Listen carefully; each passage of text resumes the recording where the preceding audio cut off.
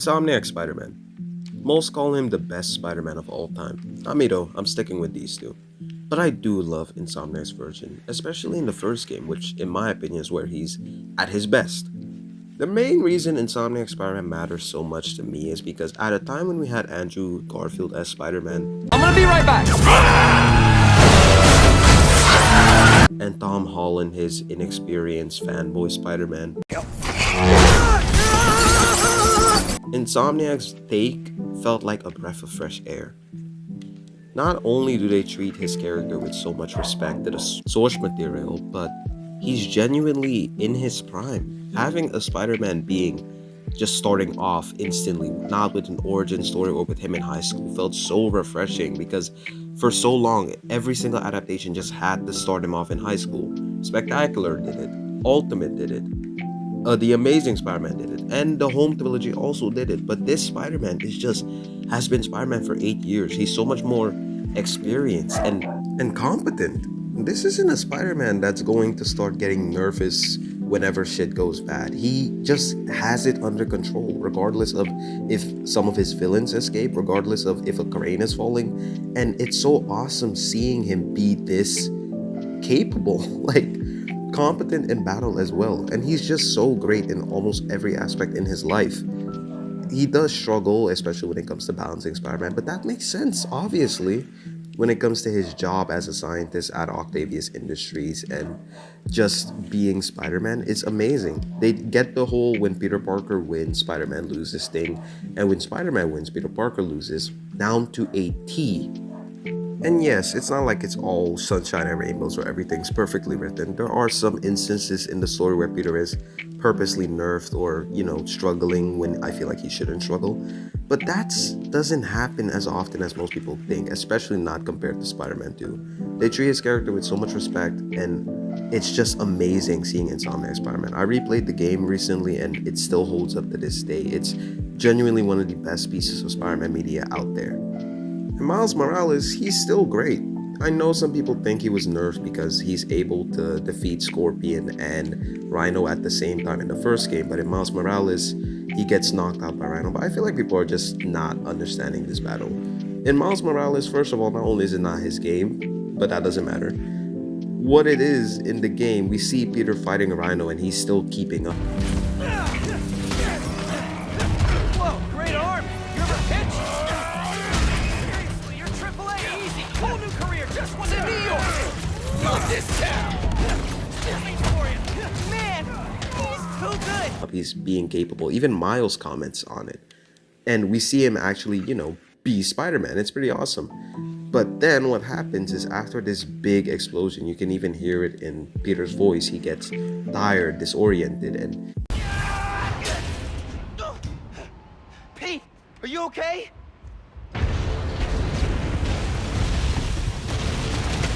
No. No. I'm okay. I've got him.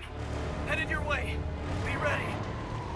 Okay. he gets his ass kicked, sure, but still, he's still a good Spider-Man. And he's not even in the game for that long because it's Miles' game again. And I still thought they handled his character pretty well, especially with him being like an older mentor for Miles and him calling you throughout the game, letting you know what he's doing and how he's going on vacation and what he's doing. Again, great game. I might have some problems with the story, but overall, Insomniac still does a great job handling Peter's character in this game. Now we go to the fall off where everything goes wrong.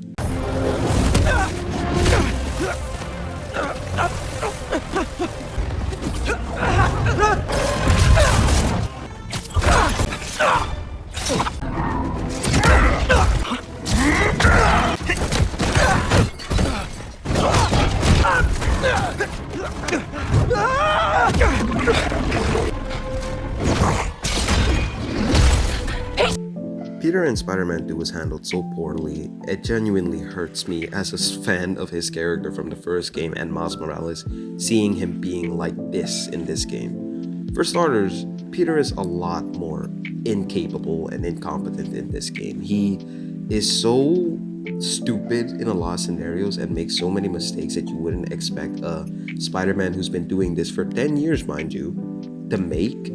He's also showcased to be a lot weaker in so many aspects, And the excuse I've seen people come up with is that he's grieving the death of Ant-Man and it takes a toll on his mental health. All good, but the story never really points that out.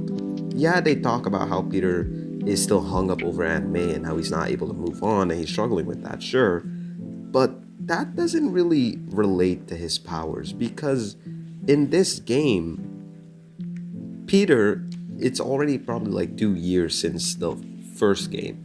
And I feel like Peter shouldn't be like this. And I know everybody grieves differently. I'm not saying Peter should be perfect, but the reason why that argument or criticism doesn't work is because in the last game we had DLCs, and in those DLCs, Peter was not showcased to be any less capable than he is in this game.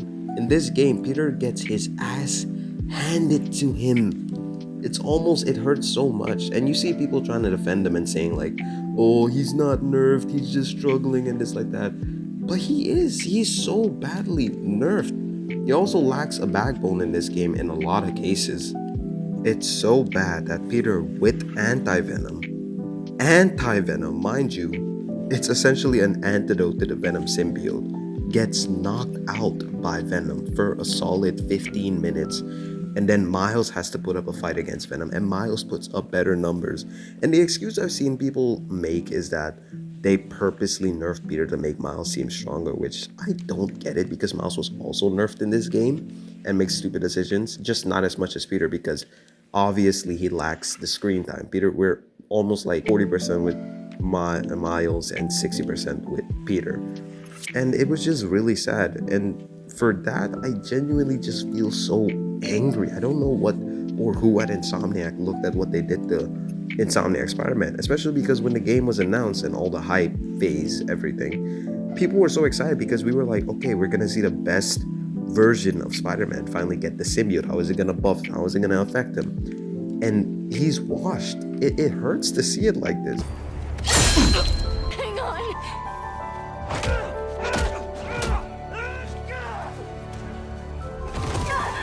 Just let me go. Is that a knife?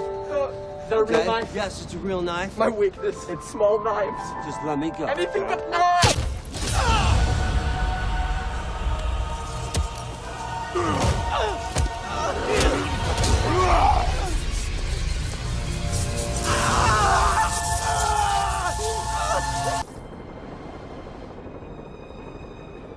Dr. Octavius, why?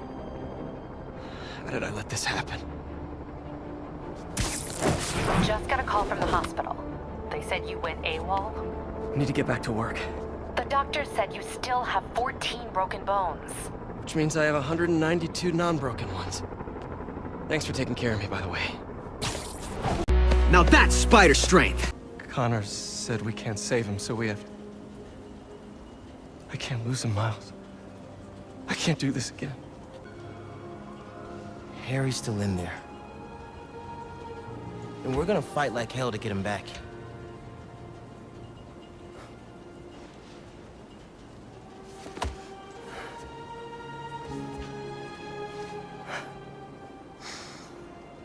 Call the play, coach.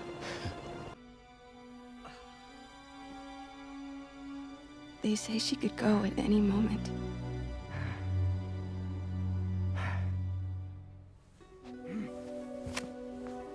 Where are you going? I need to find Otto. He has the anti-serum. I don't know if I can beat him. Maybe you can't. Maybe Spider-Man needs help from his friend Peter. What? Peter helped build those arms, remember? If anyone can find a weakness, it's him.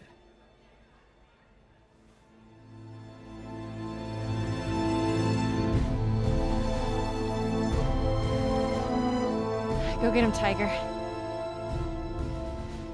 Now that's spider strength. Except no substitutes. Peter is a Spider-Man who has had 10 years of experience. Now, I'm not saying he needs to be perfect and have everything figured out, but him breaking down in Spider-Man 2 and having Miles comfort him, the rookie when it comes to this, the less experienced one, Miles has only been Spider-Man for what, like 1 year and 6 months? Whereas Peter has 10 years of experience. He's been through stuff. He shouldn't break character and become all sad and messed up. I'm not saying he shouldn't have any emotions, but I'm saying he should have a bit of control. If they showcased him still being sad and nervous but still locking in, it would have made a lot more sense and been a lot more in character. But he's breaking down and needs Miles to comfort him. Come on. So if there's one thing I do hope Insomniac fixes for the next game is to genuinely treat Peter with the same respect they treat him in the first game. Make it obvious that he's a Spider-Man who's had what, like 12 years or 10 or 11 years of experience. Genuinely make me care about him. And another thing I didn't like about Spider-Man 2 was how they ended it off with Peter, with him taking a break. The reason why I don't like it is because not only do we already know he's gonna come back, so what's even the point?